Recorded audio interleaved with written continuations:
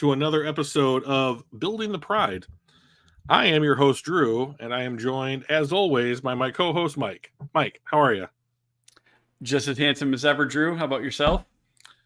I'm doing fine. Donkey Kong's in chat. Thank you for being Alrighty. on Super time, Bowl or Donkey Kong. bust. Always Right good to hear on. from you.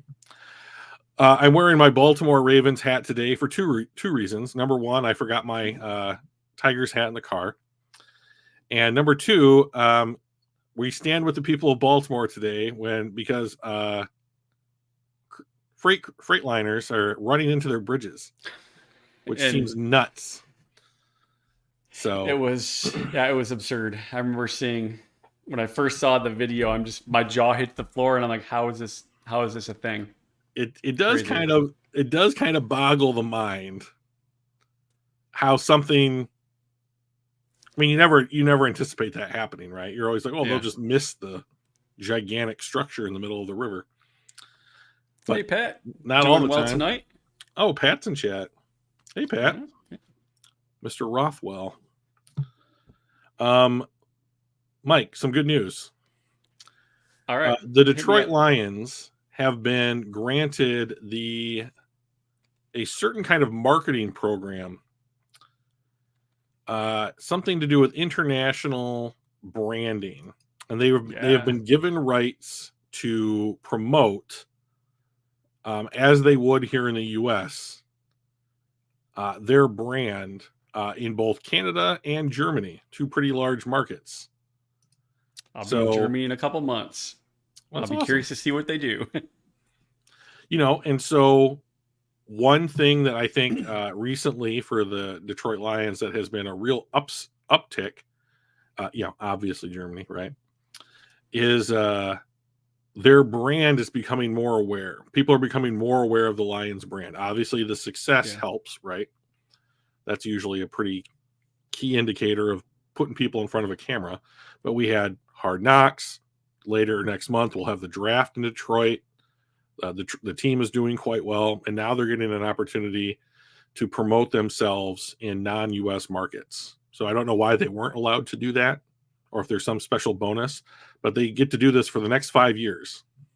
Yeah, I think you had to jump through some hoops to do this kind of thing previously. I think Kansas City was already in Germany. That's my bonus son, or Max. Actually, it's his birthday today. I saw that. Yeah, happy birthday, Max. Yes, happy birthday. Happy St. McCarty's Day for any of you Red Wings fans out there. I think the Chiefs were already able to do that in Germany and a couple other teams as well. But I think this could be good for the NFL in general. Pat, to answer your question, we are planning to do a mock draft tonight. We can do it without trades or with trades, whatever you guys are up for. What else is going on? Oh, Mike, there are some rule changes in the NFL. Yes. So let's talk about the easy one first, and that's the kickoff rule. So the NFL is going to adopt a kickoff rule that the XFL test drove for them this last season. So the way that it works is that from what I've seen is that you will kick the ball off from the same place. However, the receiving team will line up on, I believe, the 25-yard line. The opposing team will line up 5 yards away on the 30-yard line. So there is essentially no more running all the way down the field to build up a head of steam that contributes to these massive shots that people on both sides are taking. Yeah. And so, having watched a handful of them, I think that you might see kickoffs as a part of the NFL again, as opposed to the touchback 95% of the time shenanigans that we've had. And did I read that they're required to take it out? I don't know about that. For some reason, I was thinking I saw that there were no touchbacks. I would hate that. But I could be wrong. If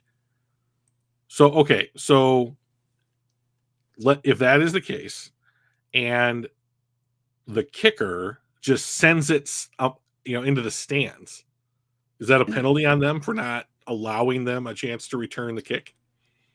Let me Because that would be do interesting. this. I'm going to share screen here. Mm-hmm. And I'm going to get rid of our banner at the bottom. So, all right. So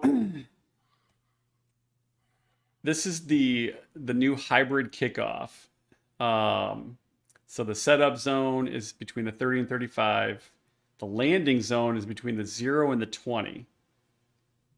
Okay. And it does say that there are no fair catches. If the ball fails to make it to the landing zone, the receiving team takes over at its own 40-yard line. What site If is the this? ball flies, this is USA Today. Okay, sure. If the ball flies into the end zone, the receiving team takes over at the 35. Whoa! A 10-yard increase from the previous touchback spot. If the ball hits the landing zone on the fly, then rolls into the end zone and is downed, the receiving takes over at the 20-yard line. So there's actually multiple spots for where you could take over the ball automatically without having to return it. But wait, there's more. If the wind knocks the ball off the tee twice, a kicker can opt to hold it in place with a kicking stick, the tripod the users use in practice, rather than making a teammate hold the ball on the tee. That makes sense. Onside kicks are still allowed, but have to be declared before kickoff. So you can still have onside kicks if you need to. And I believe only a team that is behind can do the onside kick. Well, that makes sense. Which, obviously, that's the only time that you would want it. 35. Yeah. And then, like, if the ball bounces at the 5 and rolls into the end zone, you get it at the 20. At the 20, yep. And if they don't kick the ball at least to the 20-yard line, you get it at the 40. So if they kick it, I don't know if you can see my mouse, but you can no longer. Yeah, you can't squib it. So if you kick it short of the 20, they get it at the 40. If you kick it into the end zone, they get it at the 35. If you kick it in the landing zone, but then it bounces into the end zone and they down it, they get it at the 20. Or they can run it back if it lands if they get it in the landing zone. It's complicated for sure. I don't know that. Okay, so like, so you started with the easy one. I didn't think it was this complicated. I know, isn't that crazy? I think once we get used to it, it'll be like, oh, okay, that makes sense. But as you're going through it for the first time, you're like, what the hell? Give the ball to the team at the 25 and eliminate the kickoff. Like, but they're not going to, because like, I've always thought that the kickoff was a great time to add in commercials to the broadcast, because you can go score, commercial, extra point, commercial, kickoff, commercial. Yeah. Right. So is it the 30 now? Is it the 30 now? The competition committee changed it. I don't know. It's the 30. Okay, so it's 40, 30, 20 maybe now. So here's my possible thing. If you have a dude who's at all shifty, like, you got to bring it out. This is the kind of scenario that if you get one decent block, I mean, I haven't seen this, but like from like the couple that I watched on the XFL, like, if you get one clean block, you might just be gone. Yeah. The problem is they're all so close together, you don't get to build that wedge that you used to be able to do. I hate that thing. Yeah. They've been changing the rules about the wedge for a decade. So it's all gone. All right. That's fine. We'll adjust. I mean, the overtime rules are terrible. So, I mean, maybe this will be something else. Maybe this will be good. Who knows? We'll have to just wait and see.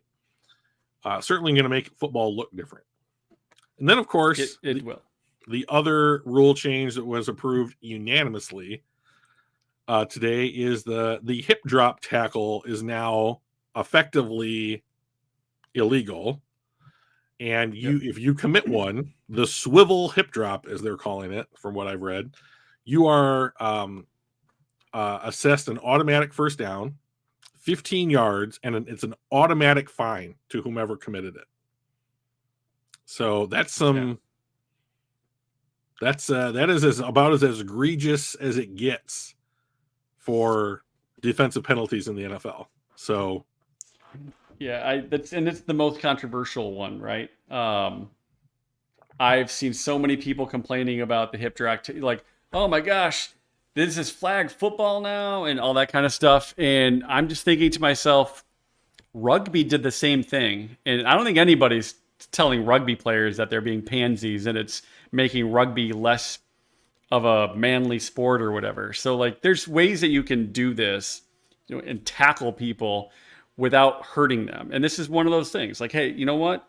If you are out of position and you have to do this because you have to grab onto him at the last second and like drag him down that way, maybe form tackle a little better. Maybe don't get out of position.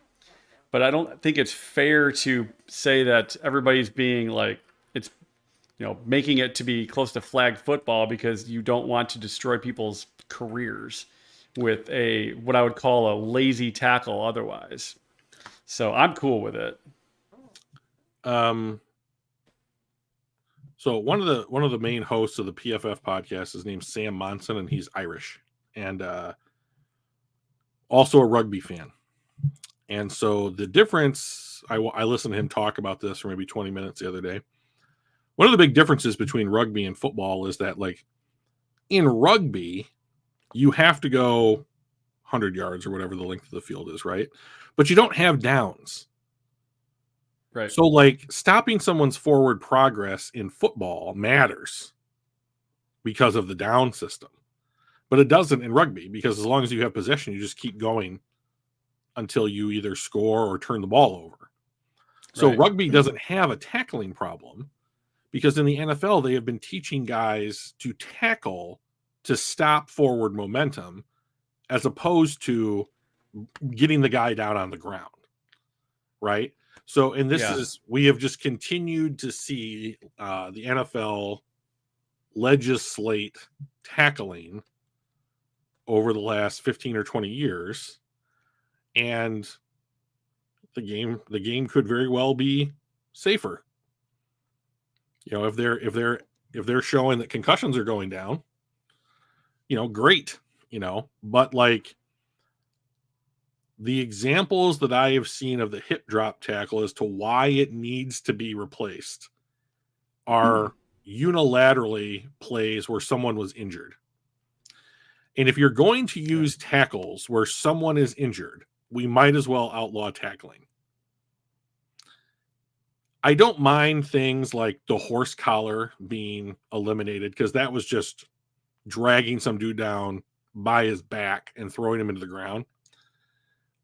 But like, I also don't think that there are many people that can tackle a 6'3", 6'4", 255-pound tight end from certain angles. And like, every time they make a change like this, if you want it to become systemic in football, you have to start with kids and teach kids the right way to tackle. Yep. So we've shown them the wrong way to tackle, but how are we teaching them the right way to do it? That's what no one seems to, when they make these changes, nobody says, we want to go to this method of tackling. It's, we want to get rid of that method of tackling. Right. So, and if you're going to, and this is another thing that is going to be given into the power of the referee's hands to determine in real time whether or not it was a swivel hip drop or a normal hip drop, one of which is not illegal. Yeah. I can't tell you the difference, but I can tell you what's going to happen is some team out there is going to file the very first time that a hip drop is called and cost them points, whether they gave it up or whatever. They're going to petition the NFL to change this rule. And now we have a cycle of trying to refine this process in order to quote unquote get it right. Hopefully they can get it right quicker than they figured out what a catch was. The forward pass has only been in football for 80 years, right? So, no, I'm just saying, like, from the Calvin Johnson rule, like, what is the process? It took them multiple tries to go, okay, this is what a catch is. And then there was like an outcry. Oh, no, no. So this is what a catch is, right? They kind of iterated on it, and it was kind of a mess for a lot of years. And even still, I think it's a little bit more clear now when you have um, a questionable one. For the most part, you're going to be like, yeah, based on the way things have been going the last couple of years, this would be a catch or this wouldn't be a catch. But man, for the first probably 3 years, 4 years after the Calvin Johnson rule went into effect, shit, it was 50-50. You just flip a coin, like, what are they going to call on this one? So And I can that's definitely see some of that. and that's the problem when the NFL is trying to, like, this is what this thing is supposed to be, right? Yeah. This is what a catch is. That we have defined a catch, right? So, like, Yeah. my issue with the legislation on tackling, and specifically tackling, is don't do it that like this anymore. Yeah. Well, tell me how you want me to tackle. You know what I mean? And, like, I think defense, I mean, any sport that is going to legislate for greater safety, they all move in the same direction, which is greater offense, which makes sense. It's a better product to put on Exciting. TV, Yep. and like sports are largely a vehicle to drive advertising. Fine. I understand that. But Well, if you're basketball did the same thing, right? all major sports Like, do this. I mean, yes. I mean, during the Bad Boys era, I mean, if you broke 100 points, that was a blowout. Like somebody was really tearing it up. And now, if you score under 100 points, Oh, it's you're like, ridiculous. did everybody like pull a hammy at the same time, or like everything's 135 to 128, right? Yeah. 20 years ago, the last time the Pistons won the NBA Finals, or the title, they set an NBA record by holding teams, I believe, under 60 points so many times or whatever, 60, 65 points, something like that. And scores now, 20 years later in the NBA, are literally twice that. Yeah. And so, they don't call traveling. I mean, like okay. So anyways, I'm not going to rant about the NBA, but like my issue with the tackling thing is, like, if you see like Blake Corum, for example, right? Blake Corum he went to Michigan. He's in the NFL draft. He is 5'8". When that dude covers up, bracing for contact, I don't know how you're supposed to tackle that guy. He's almost like a turtle, and so like there's no point of his body to really grab onto. He's more like a ball than he is a person. You can tackle that. I mean, like, I watched him play for 4 years. I mean, like, you can tackle it, but like, how are you supposed to? Where are you supposed to put your helmet and be able to grab him? Like, how are you supposed to get down to like his height? And I know this is a very specific kind of football player, right? An offensive player that's that height, right? Or smaller. It's that Ricky Henderson batting, strike zone, right? Right. Ricky Henderson squatted so much that strike zone was like this big, and he's like, "What do you do?" Right? How do you hit that strike zone? Yeah, I get that. Yeah. But to like take it to the other extreme, like let's use another Lion. Let's use Calvin Johnson, right? Calvin Johnson retires. Some might say prematurely for like where he was in his career. You think? And like when he's interviewed in a little documentary about his career, he was like, people dove at my legs because it's the only thing that they could do to get a 6'5", 230 plus wide receiver onto the ground. Yeah. Because when was it because they didn't have enough room? The dude was huge. Right, exactly. But that was the only way to get the leverage. So you cannot tackle an offensive player, like use a small running back in the NFL as your example, or Swift, a gigantic wide receiver or tight end in the same way. Yeah. So like, I don't mind getting rid of the dangerous aspects of tackling, but you have to come up with the NFL. If you're the NFL, you have to come up with a way in order to say this is the correct way to tackle and start to teach it. And if you want the refs to make a judgment call, then can we please get a referee union and have full-time refs on the budget of the NFL? You guys make I believe they are billions of full time dollars. now, right? I believe so. I'll need 2 to see years proof. ago. It's not that I don't believe you. It's just that I don't. Yeah. So if you prove it to me, I'll believe it. And then while Mike is gathering that proof, we move on to another situation that's going to require some proof. And that is the Cam Sutton situation. First of all, let's just say this situation is good for nobody. And we're not going to be talking about the social aspects of it. That's for other people to talk about. We're going to talk about what it was, what we've heard, and this, how it impacts the Detroit Lions football team. That's what our podcast does. Okay? So, if you guys want to know, like, whether or not he should have done what he's allegedly supposed to have done, go somewhere else for that content. But early March, there is an incident that occurred where he allegedly committed domestic violence against, I don't know if it's his girlfriend or his partner. I believe it was a girlfriend. Okay. And the only word that I heard in there was that it was strangulation was involved, which doesn't sound great, right? Okay. We move forward in time. An arrest warrant is issued for Cam Sutton. The police in Florida want to discuss the situation with him. Cam Sutton is in Detroit, working out at the Lions facility, per Lions president Ron Woods.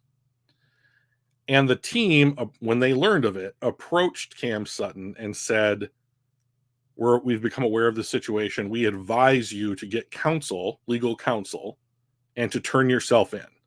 And then went to have a meeting about what they were going to do about the situation. Yeah. And he left after that recommendation. He leaves the facility. Leaves the facility to never be seen again, apparently. So from that point, then the story breaks. So in real time, the story breaks. Cam Sutton hasn't been heard from in, I think it's like 15 days at this point. Phone's off or gone. His car has been cited, but he may not be driving it. Where's Cam Sutton? Anyways, we don't know.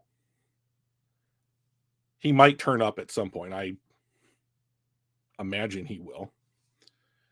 The Detroit Lions cut Cam Sutton 24 hours after they advised him to turn himself in.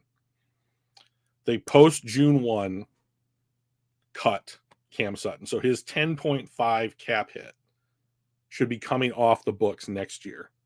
And yet there is more drama to this. If you guys want more information presented in a more constructive manner, I urge you to go check out Eric Schlitt, the beat writer from the Lions, podcast or articles about it. He is covering it in great detail, and everything that I am saying is coming from what he has wrote.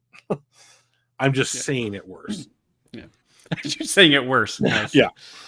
Yeah, and with the post June 1 cut designation, that allows us to split the cap hit over the 2 years. Yep. And even though his contract had just gotten guaranteed like a month or so ago, because of the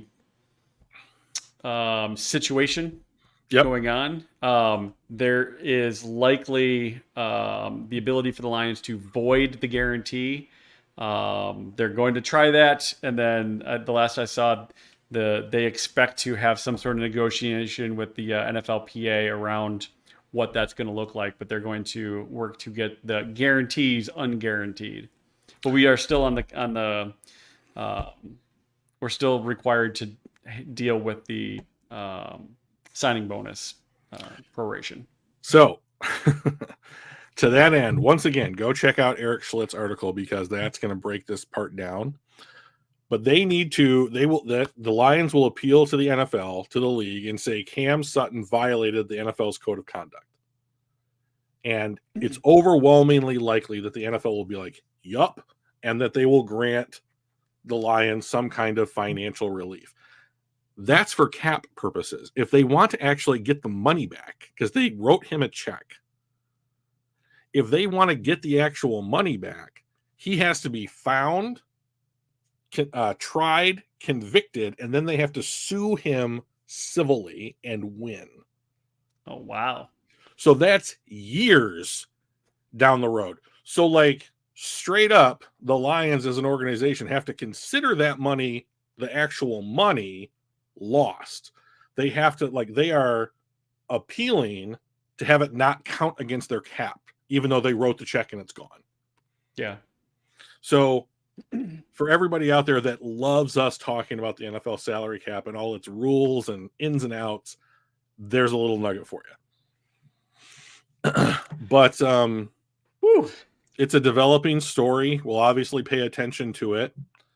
Hopefully this just gets resolved peacefully, you know. But he's off the team. So as of right now, our starting outside corners are likely to be Carlton Davis, who we acquired via trade, and Amik Robertson, who we signed from the Raiders. So Mosley being the backup. So when Mosley, so I listened to Brad's interview today, his press conference down at the owners' meetings, and he said they could be in the market to sign another corner at that spot, but didn't indicate whether or not that player would be penciled in as the starter opposite Davis. He also alluded to the fact that, well, we'll see how we still like where we are as a roster. We can go to the draft and we can just see how the draft develops and what we want to do.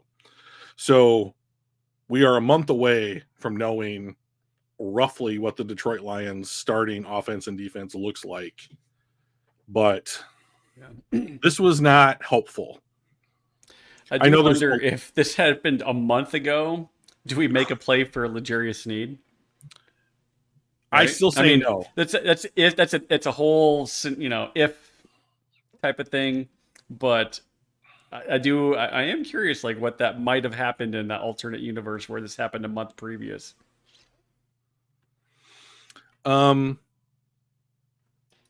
So, I mean, we could talk about L'Jarius Sneed. So, like, the Lions traded a 3rd round pick for Carlton Davis and 2 6ths, right?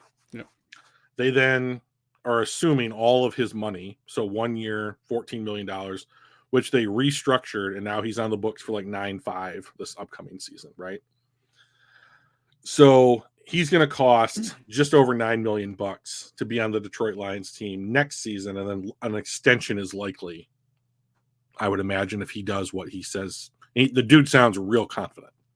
Yeah. So I mean, like, yourself a lockdown cornerback, that kind of thing. It's the contract, yes. So Donkey Kong, per usual, wants us to get to the point a little bit faster. The issue with trading for L'Jarius Sneed was obviously not draft compensation, right? So the Titans gave up a 3rd and a 5th, I believe, or a 3rd and a 7th, something like that, to acquire L'Jarius Sneed. And Donkey Kong is correct, because they then signed him to like a 4-year, $76 million contract, and it's basically 19 a year. Like, it's effectively what the Bears gave Jalen Johnson. And the years might be different, but otherwise the AAV is the same. So, like, $19 million for a starting corner in the NFL. Like, he has a bad knee. Sneed does. And I did confirm it is a 2025 3rd round. It's not this year's 3rd. It's this year's 7th. And actually, they're swapping 7th round picks this year, and they gave up next year's 3rd. So they improved their position in the 7th by probably most of the round, right? And because Tennessee's picking in the top 3rd of the draft each round. And then they are going to pick up a 3rd round pick in next year's draft. That's very little in the terms of like compensation. And the thing that I want anybody listening to my voice right now to understand is when we are talking, when Mel Kiper says that the Bears can get a second, like the 8th overall pick for Justin Fields, and when someone says that the Kansas City Chiefs want want a late 1st round pick for whatever person, that is straight bullshit. That is simply not how trades work anymore.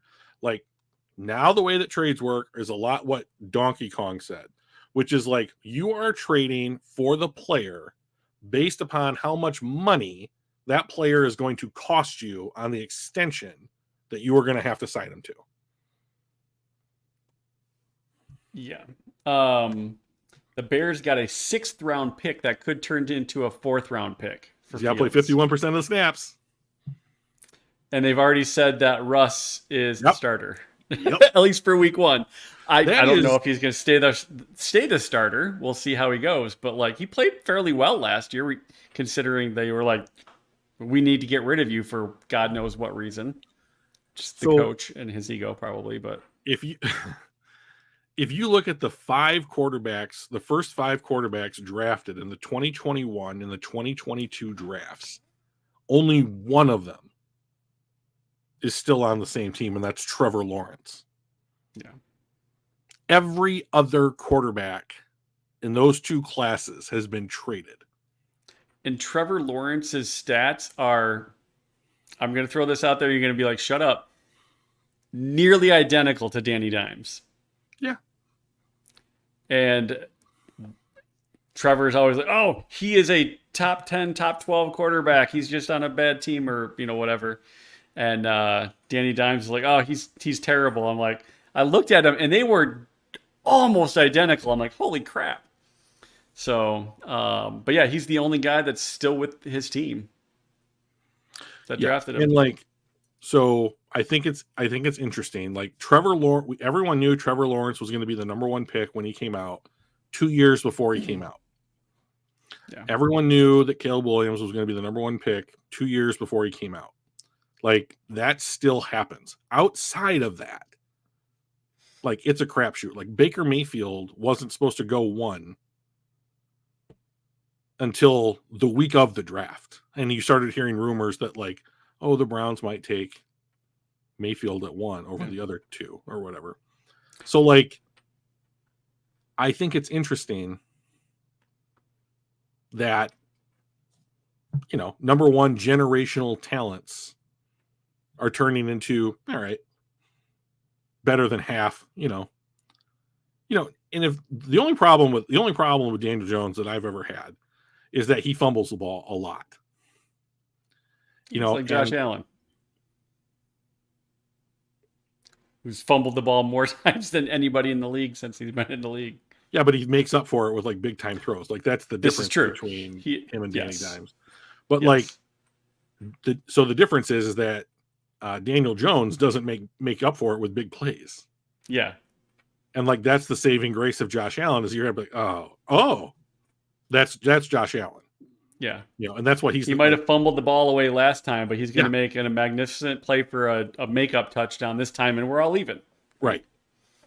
And so much like Jared Goff has cut down on the amount of turnovers that he has made over the course of his career, if Daniel Jones were to do something like that, where he I didn't turn the ball over 5, 6, 7, 8 times as much as I did last 2 year. weeks.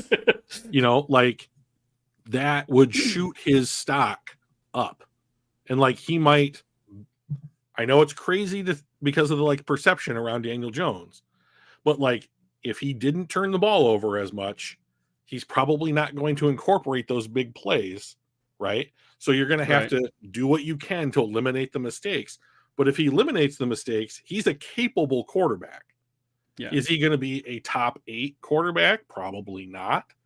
Is he going to be a bottom 16 quarterback? Probably not. But if you could fit somewhere in between 9 and 16, he's capable. I think he's capable of doing that. And he's coming off of an injury.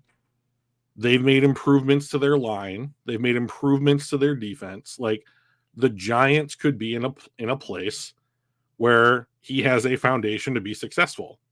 Let's see what happens, but like, he's still not worth $40 million a year based on what he has done. Yeah. But like, that's the price that you pay because you're fucked otherwise. Yeah, they didn't have anybody else. All right, Pat, are we doing trades in this mock or not? What do you want to see? Yeah. Are we doing a first round mock for the entire NFL with or without trades? Or are we doing a 3-round mock for the Lions with or without trades?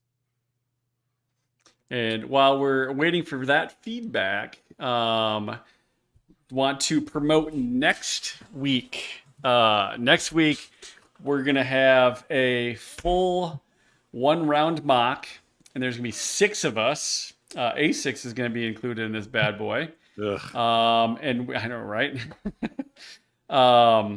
Let's draft who we think is Brad's BPA. Nice. No trades, lines only. All right. Okay. But so next week we're going to do a full 1-round mock. Everybody's going to have their own division.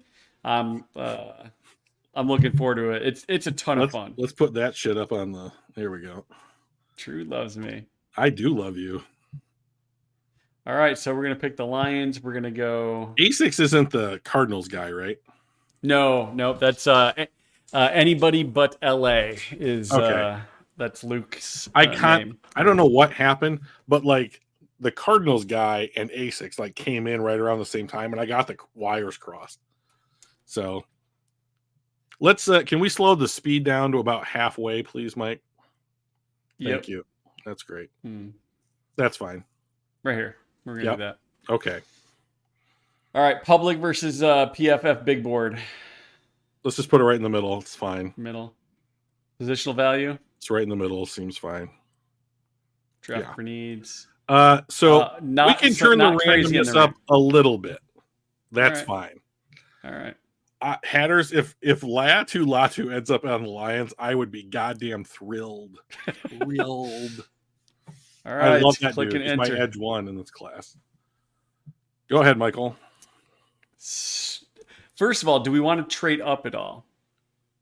Do we want to go slow and then talk about, pausing it and then doing a trade? Oh, we decided no trades, right? Yeah. No trades, lines only. Pat put his foot down. Yep. All right. So crazy. So we got Caleb, Drake. It's gonna kick every time, dude. Every time. I know. We'll just wait till it's done. It's a good pick for the Saints. Dallas Turner edge. Yeah. He has a bad net. Brad Pitt will draft a dude with an injury. So I mean, like, Brad Holmes. Whatever. Brad Pitt is an actor from Hollywood. Take that. Yes. He played a GM, but a baseball GM. That's right. Great movie. Mr. Billy Bean. So let's quick review. Caleb Williams, Drake May, Malik Neighbors. I would be shocked if Neighbors goes in front of Harrison. I would too. Brock Bowers, a tight end at 5. Yeah. Okay. Jaden Daniels, Joe. Now, were you the one that was telling me that you've been hearing rumblings about JJ McCarthy being the second quarterback off the board? Because so this is the fuck is that? I'm gonna give you my bibliography or whatever, right? Okay. All right. So I'm listening to the Athletics NFL podcast on my way to work today. Okay. And so it's the two main guys, and they're just the NFL owners meetings are going on right now, right? And this is lying season, so take that into account. Yep. But like, they are saying that what they are hearing is that Washington has come out and said, we're willing to deal. Everybody always says they're willing to deal. Yeah. So Chicago, and then they said we're not. Right. And so then they said that what they are hearing at the owners meetings is that Washington is falling in love with JJ McCarthy. Let me just restate my feelings for JJ McCarthy. Okay. I love him because I am a Michigan fan. He brought you a championship. Yes. So that matters to me. But as an NFL prospect, he is my 4th QB on this board. Okay. And of all of the guys, my board is Williams, May, Daniels, McCarthy. Of all of those guys, he's the one that should sit a year of that group, in my opinion. I understand why I think people are like, the rumor mill is saying that so many teams love him. He interviews well. He's smart. I think a lot of owners and GMs want that kind of person in their building. Whether or not you're going to, he is going to be reliant upon what kind of offense you want to run if he's going to be successful. It's a lot of motion. He's going to be on the move. That's what he does well. If you're going to ask him to do something else, he probably won't do it very well. So, I like Minnesota as a landing spot for him because you can play Darnold. You're not going to win a ton, but they have a good offensive line. Not great. They have really good tackles. They have Justin Jefferson. You're going to give him a bag. They overhauled their defense this year. If he sits for a year, even if they're going to have to move up and give up all those picks in order to move up for a quarterback, you are going to still have picks that you can use to make that team better. And that's what he needs. Minnesota is the best spot for JJ McCarthy. Continue. That's interesting. As the GM of the LA Chargers, it is possible I might have been approached to trade the pick by one or more teams next Tuesday. So I'm glad that that's happening behind the scenes. No one's contacted me about shit yet. So I do have my my spreadsheet now. I'm building it out, and I am hoping to get in contact with other GMs for a little preparation negotiation over the next couple days. So. Yeah. So Dr. Detroit brings up an interesting point. He says, wasn't Stroud the fourth QB last year? So, that's an excellent point. Because the buzz around CJ Stroud, last year, what did we have? We had Anthony Richardson, Bryce Young, CJ Stroud. There's another guy in there, I thought. Didn't it go Stroud? I'm sorry, didn't it go Young, Stroud, Bryce Young, and then Stroud? I don't remember who went 3. Oh, Will Anderson went 3 because the Texans traded up. Yep. And then they went Stroud Anderson back to back. Indy went Anthony Richardson at 4. And I don't remember who was 5 was Witherspoon to Seattle. And then we traded out of 6. Yeah. Yeah. So the second quarterback last year was CJ Stroud. He went 2 overall. I think Dr. Detroit is saying heading into the process, where. Gotcha. And so he was my top guy. Yeah. And you were right. But say that again, Drew. Say it again. You were right. Year 1, you were right. This is being recorded for eternity. I like Anthony Richardson. I still think that he has a higher ceiling. Yeah. But Stroud looked great his rookie season, and it turns out he's closer to what he was in the Ohio State game or the Georgia game than what he was his entire career outside of that game. Right. And so Houston took a chance and they got paid off. So congrats on Houston. You made a good decision. All right. Let's get back to here. So Brower's the tight end at 5, Jaden Daniels at 6, Alt, Odunze, Terrion Arnold, Byron Murphy. Then we go on a run of tackles now. Fuga, Latham, Mims. God, there's going to be 5 tackles in a matter of 6 picks. Yeah, this is the draft for tackles. Yeah, super deep. JJ Dallas McCarthy Turner goes to Pittsburgh. That's obvious. So here's the problem with draft boards like this is that you have Pittsburgh signed and traded for a quarterback. That happened a week ago. You need to update your shit. That's not a need that Pittsburgh has anymore. Yeah. Yes. All right. So where does that put us? A couple more tackles, another cornerback off the board. Well, it puts us in a really bad took spot a linebacker because I wanted Tyler Guyton. So that's unfortunate. So let's take a look here. Who do we have? Yeah, Mahomes went 13. Dr. D. He went 10. It they also weren't. I mean, they had Alex Smith, right? They had a Pro Bowl quarterback, and they said, "I know we've got a Pro Bowl quarterback, but we need something for the future." The Lions Yes. may or may not be in the same position. All right, so what are we thinking here? Brian Thomas Will you says continue he to scroll thinks. down? Yes, I will. So Got McConkey, Kool-Aid. this pick is very straightforward, and it's McKinstry. I've got it down between McKinstry or one of the top two wide. And I don't know. I haven't looked. I don't know the difference between the two, but a wide receiver or McKinstry. But I think I'm leaning toward Kool-Aid because the name is epic, and that is always a reason to or not to draft somebody. But also because we just lost a cornerback, right? So To whatever legal stuff is going on. right. Okay. So of the players that are left on this board, who do we think Brad Pitt or Jesus Christ, Brad Holmes? Why do I do that? Who This do we sounds think like Brad Brad Holmes will like? Pitts. Yeah. Right. I don't think it's going to be a safety. I think it's You either do? going to be a wide receiver. I don't think it's going to be a safety at all. I think it'll be either a wide receiver, a center slash guard, somebody that can give us some depth at guard, and then also potentially replace Ragnow if he retires at the end of the season, or a cornerback. Those are the three positions I see him at that spot. If I was in charge, this pick is McKinstry to me because for the sole reason you have Robertson and Davis in there. And like Yep. Davis may very well be an extension candidate, right? So he might be your starter in the same way that they envisioned Sutton being a starter when they signed him in free agency. And you can, he has this Jones. The reason that he is listed here is that he has whatever this Jones injury is in his foot.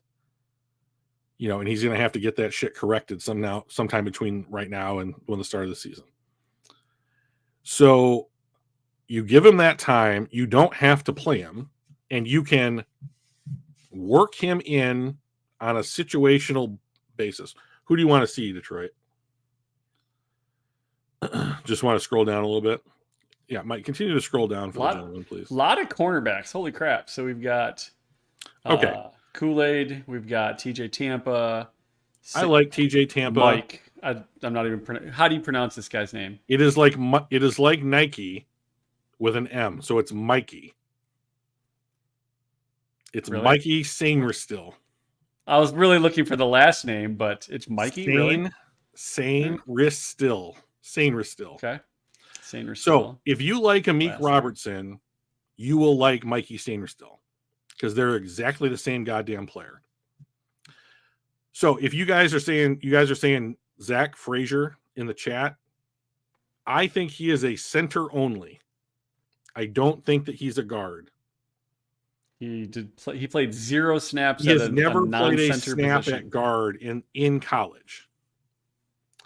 So I would be more apt to draft somebody like Christian Haynes or Christian Mahogany sometime on day 2 and have them play behind Zietler than I would be to draft a center. But that's just it. He's not a guard. He's a center only. Someone like Graham Barton or Jackson Powers Johnson, those are guard centers. They can do both things. Zach Frazier is a center. So nothing wrong with being a center. We have a really good one on the team right now. But I'm not going to draft the second center on the board because Frank Ragnow might retire. And I do think that Pat's right here is you got to go defense. Right. In that I agree. So I would pick McKinstry. Yeah, it's a couple other Kool-Aids in there as well. We'll go with Kool-Aid. Yeah, and the other thing is you want your first round draft pick to be more likely to make an immediate impact. If you're drafting a center, you're drafting a backup center, right? So are you really going to spend a first round draft pick for a backup position when you So can potentially get a guy like Kool-Aid?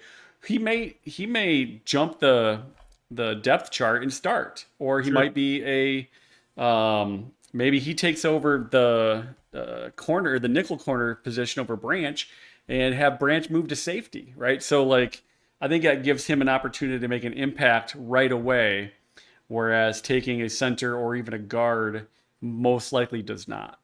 Okay, so if you guys want a guard, let's take Jordan Morgan because he can be both a tackle and a guard. So if you want him, now he's only ever played tackle, right? But hit first look, Mike. 6'6", 320.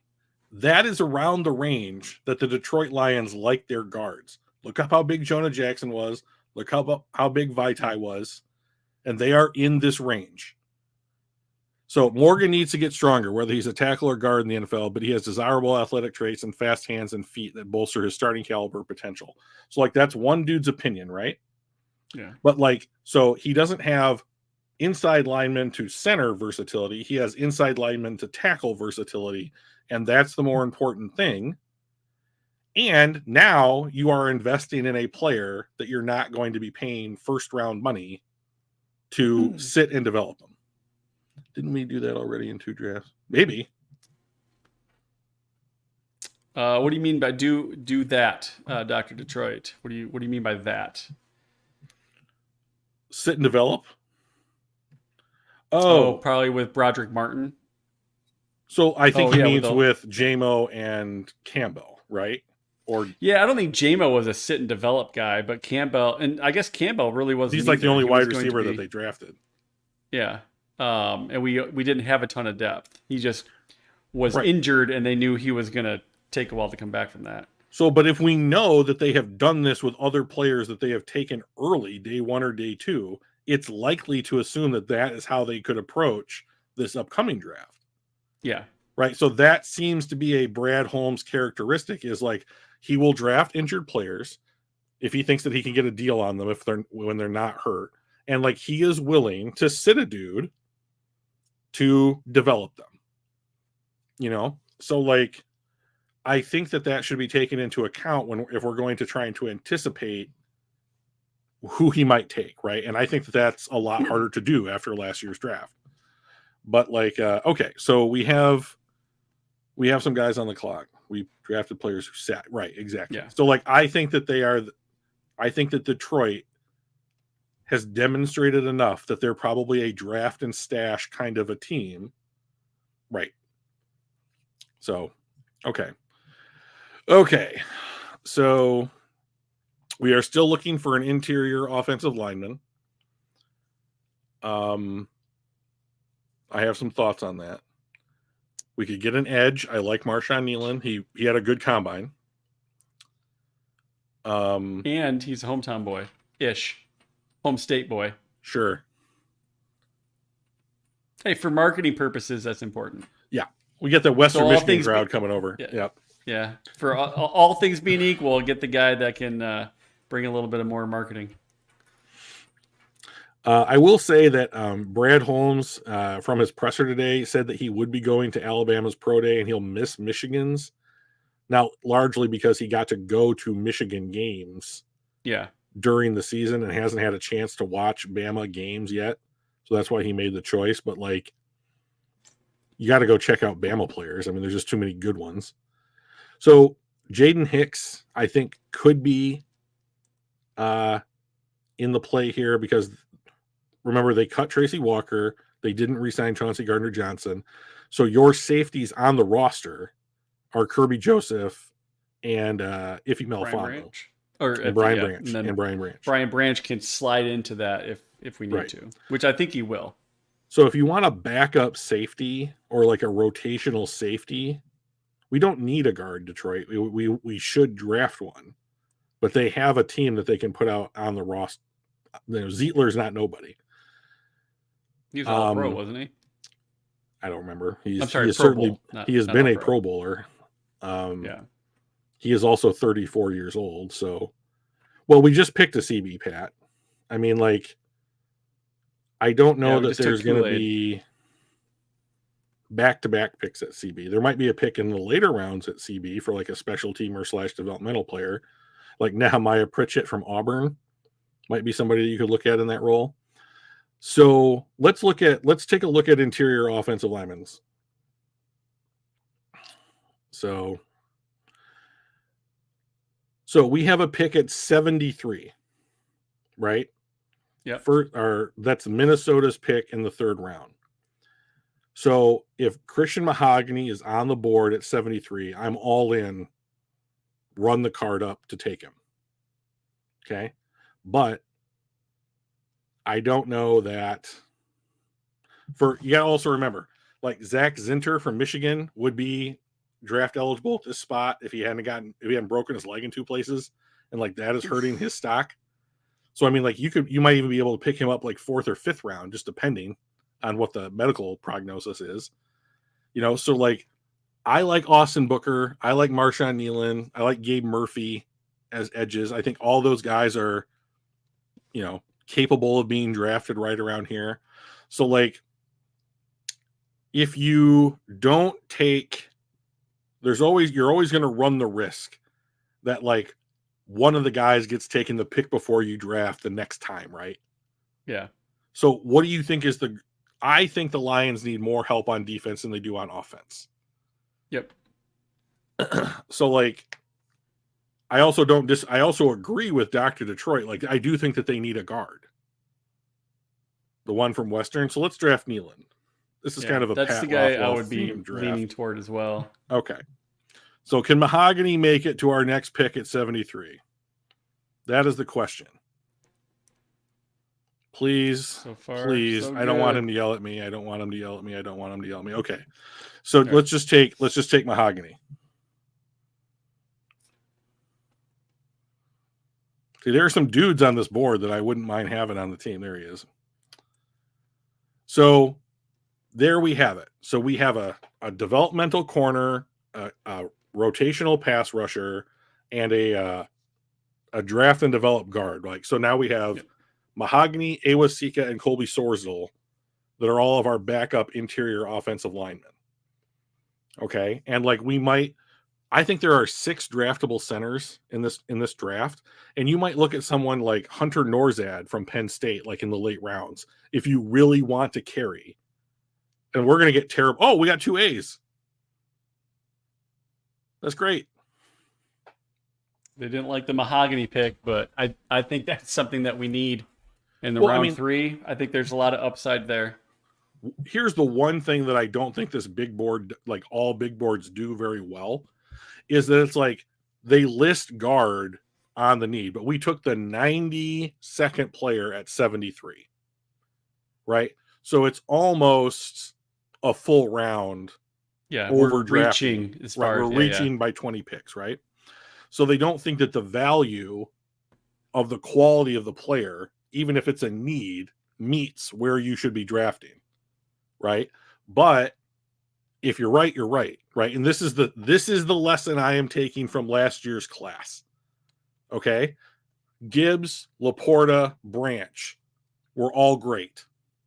Campbell might be great. We don't know. Hoping that he is. But you can reach compared to the consensus, and if you're right, shit doesn't matter because you were right, right?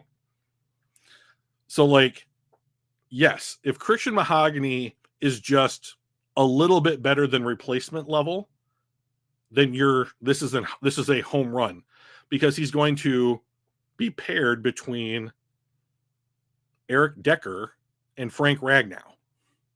And you could absolutely take a developmental center, stash him on your practice squad with a late round pick, and if Frank Ragnow does get hurt, elevate him from the practice squad for however long you need him. And then he's still going to play between Graham Glasgow and Kevin Zeitler, and that ain't that bad either. So We have the 92nd overall pick as well. No, Round we do 3, not. pick 29. We When did we get rid of traded that? that for Carlton Davis. So we Okay, that was drafted the pick Carlton part of Davis okay. with our 92nd pick. Gotcha. What other guard was still there? Well, that's a great question, Pat. So like it would be difficult to go back and look, but No, like it just isn't. off the top of my still on the board when we selected Mahogany. All right, so we selected him at 73. Oh, I see. And you're going to go through and see So, if there was any yeah. other guards. Haha, fish. They really have forfeited a lot Mason of picks over McCormick. the year. Yeah, San Diego State. You know what I think that's- about drafting players from like San Diego, South Dakota State or North Dakota State? You shouldn't fucking do it. When was the last one that any of them? When was the last time any of them worked out? I mean, the only one that's worked out is Dallas Goedert, right? The tight end for the Eagles. Yeah, he's like the only Wentz. Didn't Carson Wentz go to one of those? I have no idea. And like he made a Super Bowl, okay, but like the backup in Dallas, Trey Lance, he went to the same school. Terrible. Good wrestling programs. Awesome. I'm super happy about that. That seems like something North Dakota should be good at. But like just don't fucking do it. See, Donkey Kong gets it. So like, but like Tucker Kraft went to South Dakota State last year. The Packers drafted him. He's a tight end. Packers drafted him in round 5. You want a backup tight end that you can let sit for 2 or 3 years and to see whether or not you want to keep him on the roster? Yay, hooray. Stop taking them in the first round. Some teams need everything. I mean, like if you go back and look at Dallas's needs, can you find Dallas on this? There you go, right there. Oh. Where'd they go? All right, right in the middle. Dominic. Running back, wide receiver, tight end, center, defensive line, linebacker, cornerback. I don't agree with cornerback. They have Deron Bland and Diggs. Like they are paying. I mean, those guys are decent corners. I mean, if they mean nickel, fine. But you can put cornerback on every NFL team's needs list. Every single one of them. So I like Pat's grade better. He'd give it a B. Okay. You know, and to be honest, if the Lions have a bunch of B drafts, they're actually doing it right, you know? Yeah. Sorry. Go ahead, Mike. Yeah, I'll say the Chargers had a bunch of needs too. They're one of my teams that I'll be drafting for, and I'm like, all right, well, I'm not going to draft a running back in the first round. And everybody needs a wide receiver. Everybody needs a cornerback. I'm not drafting a tight end or a linebacker at 5, so they're out. Yep. So I'm like, well, what do I do? Do I trade it? Do I grab the best wide receiver available, which is probably where I would lean? And I'm not sure I would take a tight. Is Brock Bowers that much better as a tight end than whatever wide receiver is going to be available? Which so let me ask you this. Let me rephrase this question slightly. Okay, Brock Bowers is going to play in the slot. Fast. Yeah, he's going to play in the slot. Okay, the dude's great at the thing that he does. And he could be Kittle, Kelsey, Laporta. He could be with the next one of those guys. He could. So let me ask you this. If you're going to take Neighbors, Odunze, maybe Marvin Harrison Jr. if he's still there, at 5, and you could play all of those guys in the slot, like CeeDee Lamb for the Cowboys. He is a primary slot receiver. He's big enough to play outside. Right. Justin Jefferson splits his snaps half between the outside and the slot. The slot is where every receiving threat wants to be in the modern day NFL. Right. Okay. So if instead of saying wide receiver or tight end, if you just said rank these guys as slot receivers, does that change the mindset whatsoever?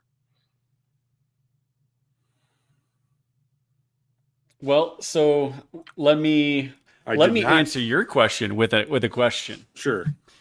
Not sure to tell you what Aleem and Neil said about Hooker today. I did not. No. What did he say? No. Now you got to curious. And then please tell me where you saw it. So my answer to your question with a question of how much does positional value mean when it comes to cap and guaranteed contract, rookie contracts, and that difference, right? Like the value you get from a number 5 wide receiver and the money savings that you get versus a tight end. Yep. Should that play into the consideration of do I take Romeo Dunze versus Brock Bowers there? So let me answer your question with a question. So No, yes, just kidding. cannon and throws are silky smooth. Well, I agree that he has a cannon, and like I have a scenario that didn't play out for this draft that I was teasing Mike with before we came on.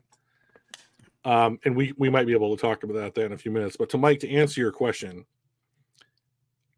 the only thing that makes Brock Bowers a tight end and not a wide receiver is the designation that they put on his position, right? Because, and this has been the tight end's argument for getting more money on the open market for like the last 5 years, is that they feel like they are a receiving threat. So let me ask you this. You're going to play Brock Bowers in the slot.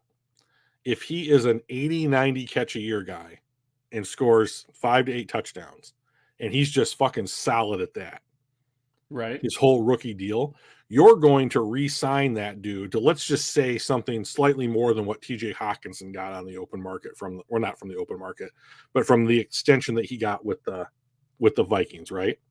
Right. Okay. Compare that to Justin Jefferson. Or compare that to what Cooper Jamar Kupp. Chase is going to get, or Cooper Kupp, or someone at the top or near the top of the wide receiver market. So you have an opportunity, so whether you draft Marvin Harrison Jr. at 5 or Brock Bowers at 5, they're going to get paid the exact same amount of money based upon their draft status and not their positional value. The positional value will come in on the second contract. So if the second contract is, I'm going to pay the tight end $5 to $8 million less than the other guy because of the letters that we attach to his name on our roster, which would you want to do? Because if you're going to use them the same and one guy just costs less, Bowers, on a second deal, you could make the case that like Brock Bowers absolutely deserves to be drafted at number 5. However, what Brock Bowers can't do is go play on the edge, go play out wide, right? And Marvin Harrison Jr., Malik Neighbors, and Roma Dunze can all do that. So you have to factor that in too. So you have to say, so that A6 is right? And so this is something like I would say in a vacuum, you should draft a wide receiver before you draft a tight end for the positional value argument, right? If the NFL is moving to more of a position-less game where somebody like Brock Bowers is a primary receiving threat and is not going to be an inline blocker, you can make the case like, yeah, okay, Marvin Harrison might be 100 catch, 1,100 yard, 12 touchdown a year guy. Brock Bowers might be a 90 catch, 5 to 8, maybe 10 touchdowns, because Laporta had 10 or 11 TDs this year, and that was a rookie record. 10, yeah. And so that's probably the top shelf nonsense, right? But like if Brock Bowers, assuming no injuries for all these guys in these discussions, can be like 90 catches, 8 touchdowns, 950 yards a season, and gives you that matchup versatility in the middle of the field, and then you get him to a second contract and you give him the most money from tight ends on the market, and that is something like $5 to $8 million a year less, then like you have a real argument to say like your screen froze. There it is. So you have a real argument to say this guy does something almost exactly the same as this other guy that we could have taken, and we are going to pay him less to do it. And the only difference are the letters next to his name when we submit our roster to the NFL for the game day stuff. I'd And still take the wide receivers.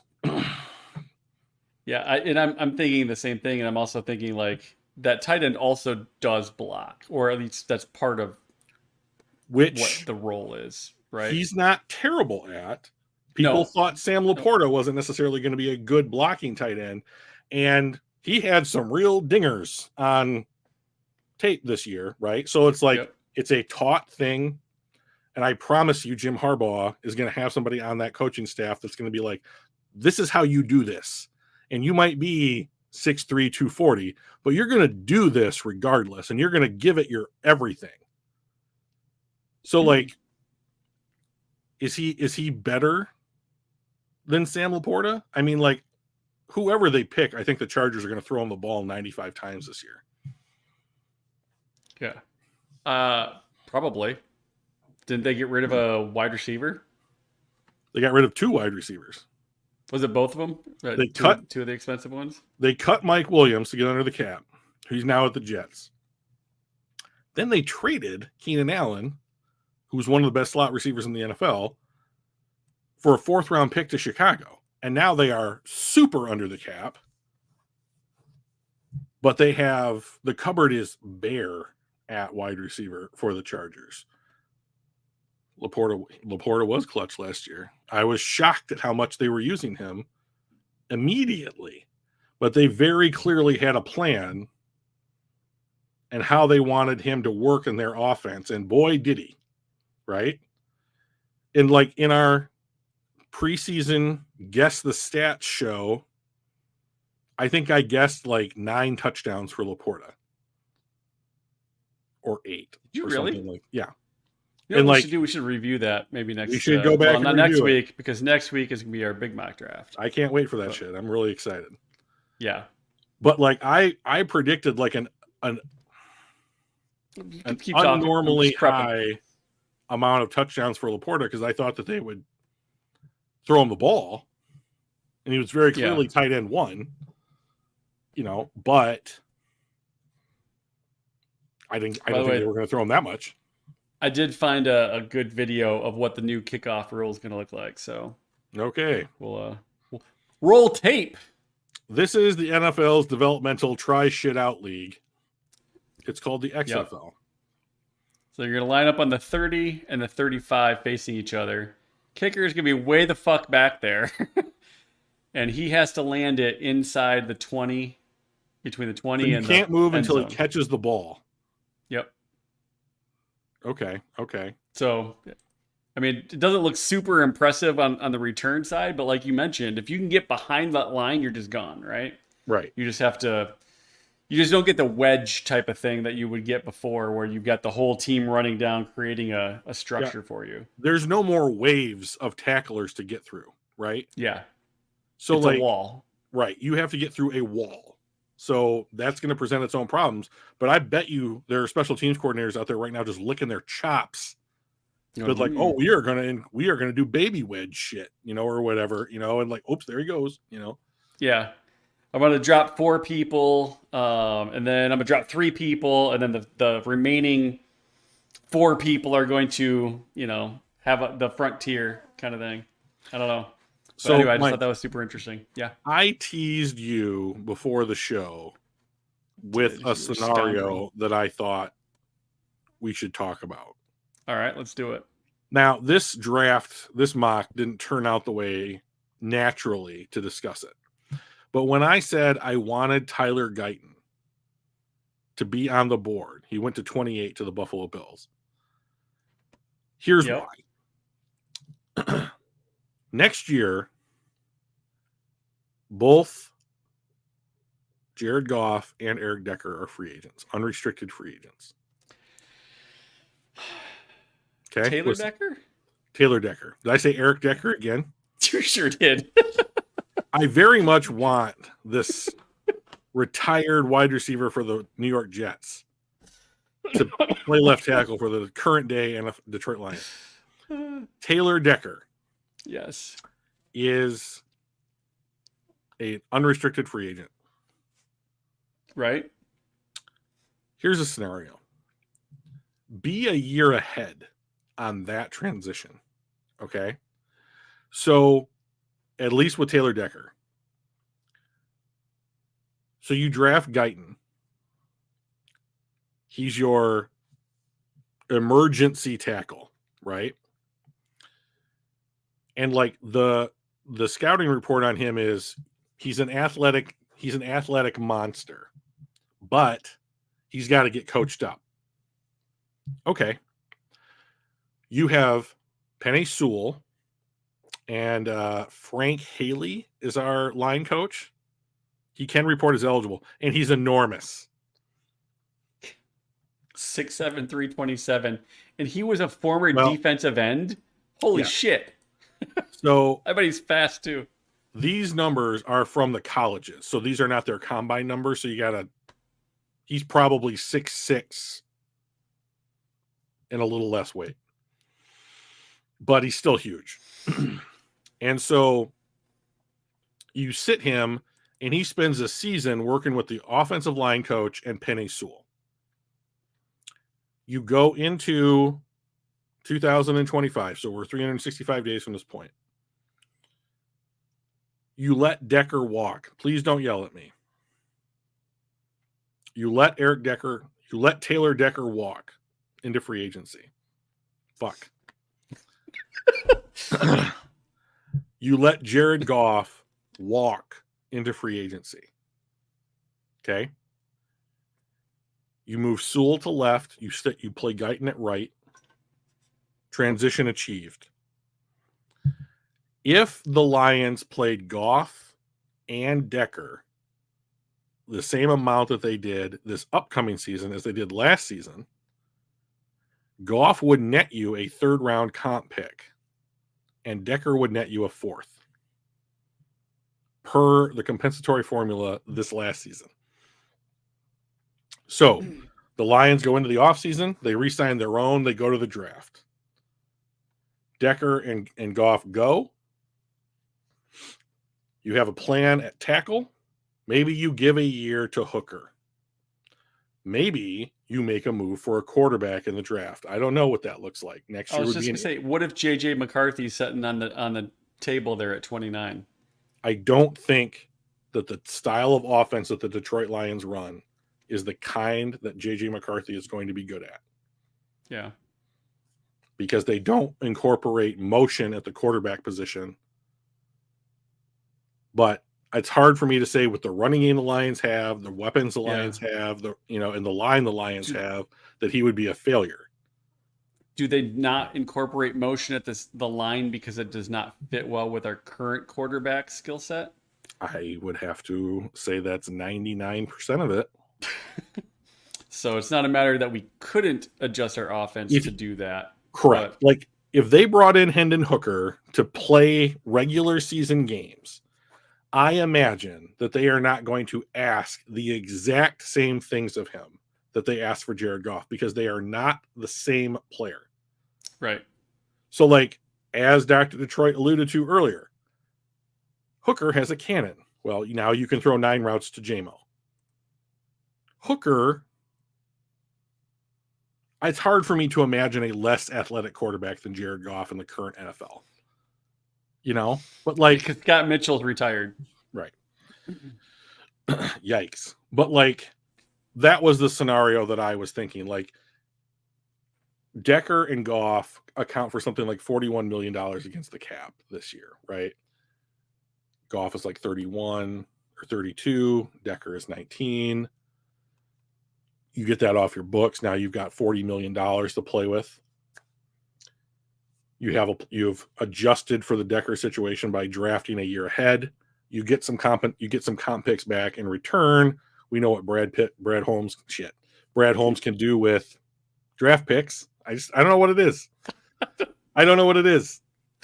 And I'm not laughing at you, Drew. I'm laughing near you, right, virtually. Yeah. And you basically say, like, we knew we were going to have to transition at some point. We're going to have this be now. This is the best version of this transition that we could realistically do. Because you're not going, like, if they're not extended going into the season, like you're not going. I mean, are you going to trade them before the trade deadline? I doubt No. it. At that point, if you're a seller at the trade deadline, it's because your season's in the shit. Right. So like, and if your season, like, what possibly could happen? It's not going to be that everybody on the Lions is healthy, and they're just losing a bunch of games. Right. I mean, they'd have to get Our pretty unlucky. floor is way too high for us Correct. to just lose a bunch of games So outside of a bunch of injuries. right, so if your sellers at the deadline and your season's in the tank, and you're selling, then it's one of those two guys is probably hurt.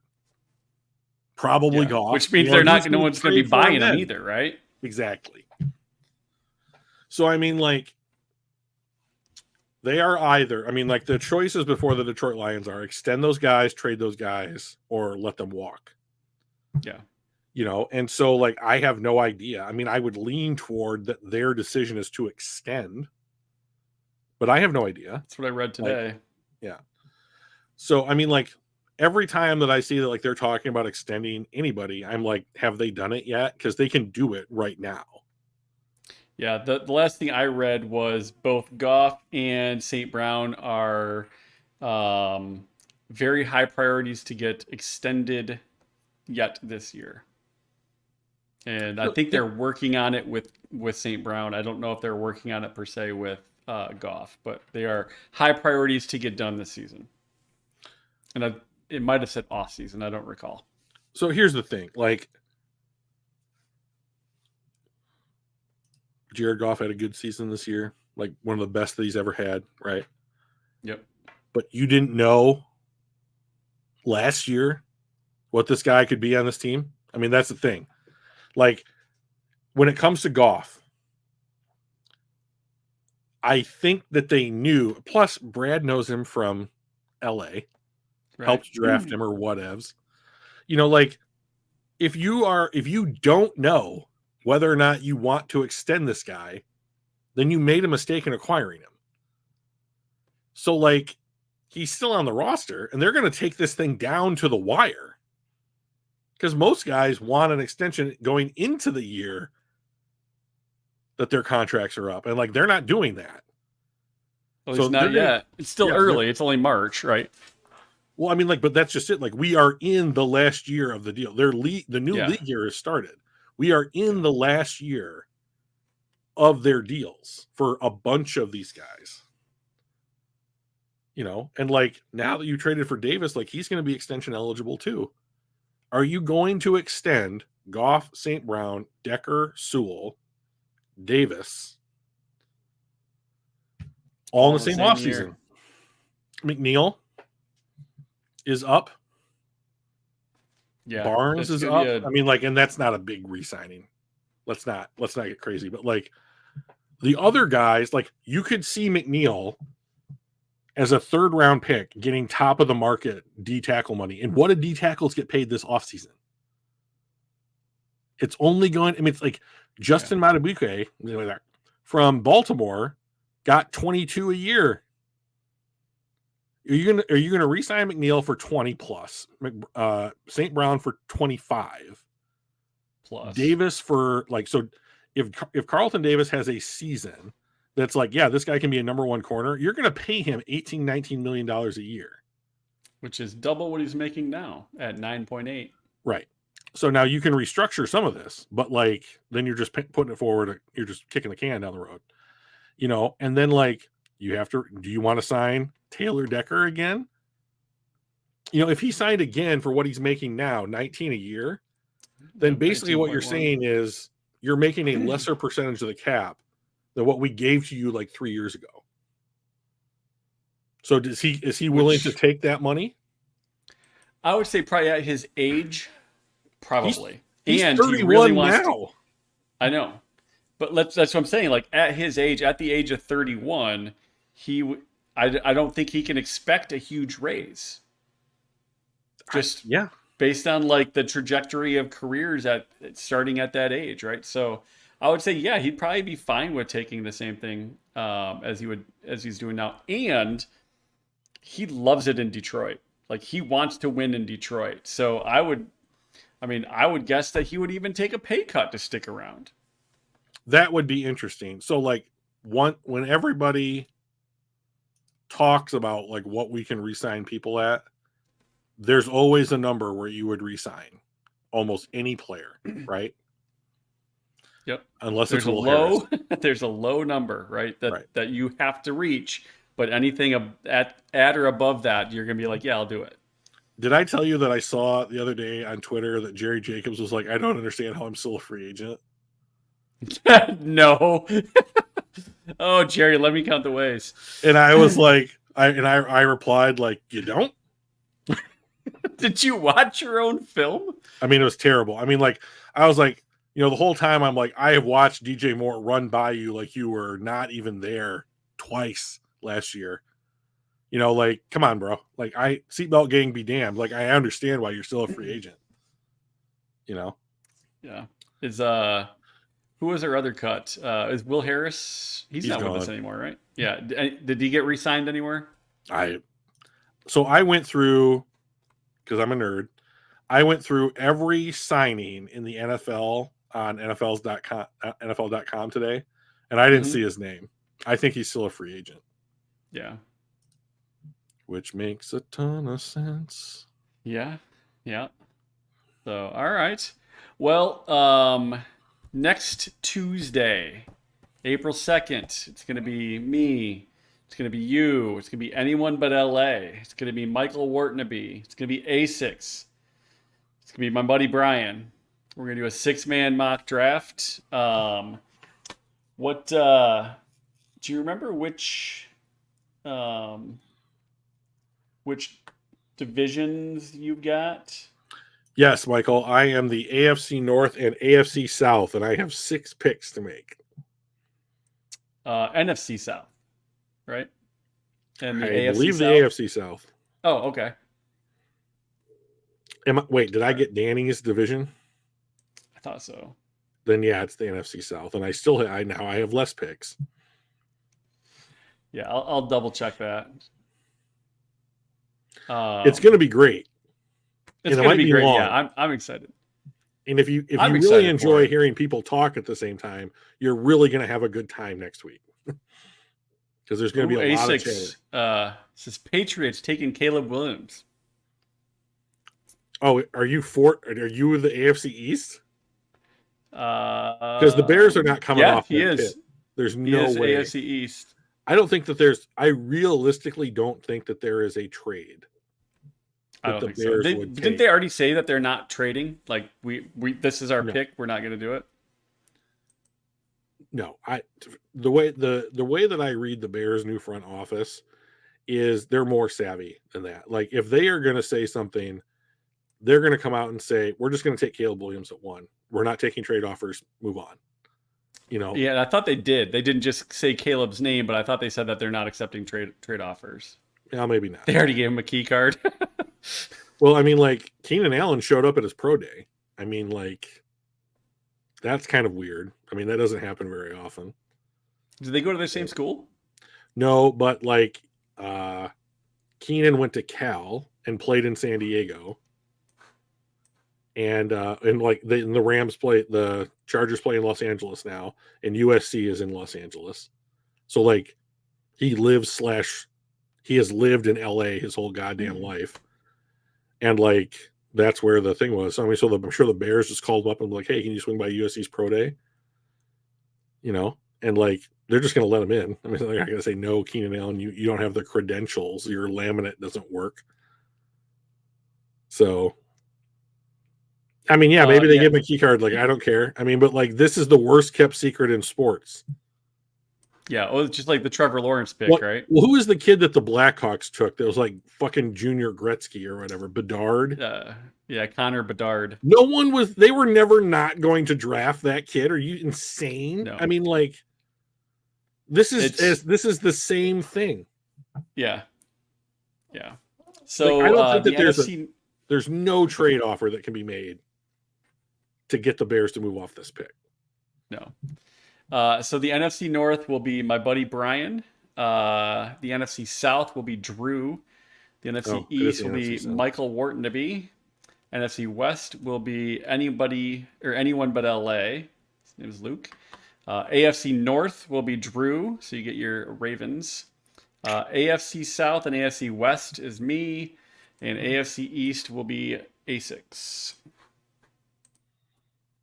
So I'm pumped. I'm excited about it. A6, if you want to do a little pre-bartering behind the scenes, hit me up. Same for you, Drew. I'll probably be throwing some ideas out via email or Messenger or Discord or shit.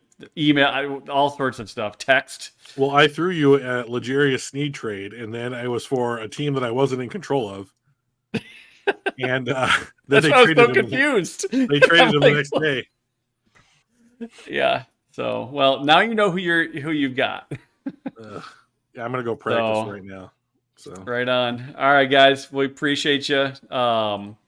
Look forward to seeing everybody next Tuesday, should be 7 fun. p.m. as always. Yeah, should be fun. So, all right. We'll see y'all.